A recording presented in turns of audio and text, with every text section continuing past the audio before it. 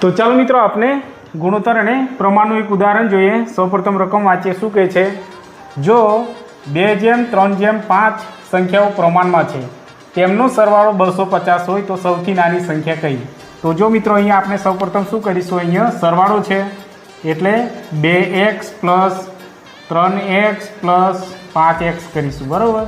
અને કુલ સરવાળો કેટલો છે? 250। જો મિત્રો હવે શું કરીશું, આ બધાનો સરવાળો, બરાબર। 5 ને 3 8, 8 ને 2 10, તો અહીંયા કુલ કેટલા થશે? 10x થશે, બરાબર। અહીંયા 250 છે।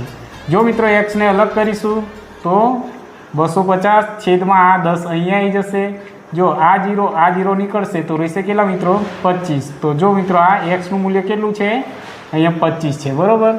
અહીંયા શું કીધું છે? સૌથી નાની, તો આ 2x અને અહીંયા 3x છે અને અહીંયા 5x। તો જો મિત્રો અહીંયા આપણે સૌથી નાની સંખ્યા કઈ છે? આ 2 છે, બરાબર। તો એને આપણે જોઈએ તો 2 × x નું મૂલ્ય કેટલું છે? તો અહીંયા 25 છે, બરાબર। તો 25 દુ 50 થશે, બરાબર। જો આનું જોવું હોય તો આ રીતના 3 × x નું મૂલ્ય 25, બરાબર। તો 25 તરીકે કેટલા થશે? 75, બરાબર। અને જો 5 નું જોવું હોય તો 5 × 25 કરીશું, બરાબર। તો 25 × 5 તો 125 થશે। પરંતુ આપણે સૌથી નાની કીધી છે એટલે આપણો ફાઇનલ જવાબ કયો હશે? આ એ, બરાબર।